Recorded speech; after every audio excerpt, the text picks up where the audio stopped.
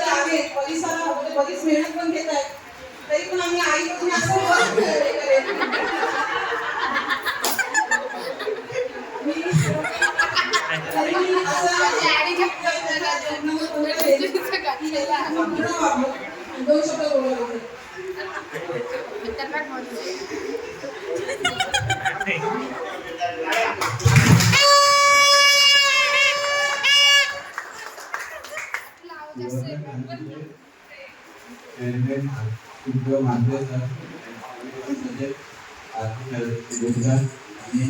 managing director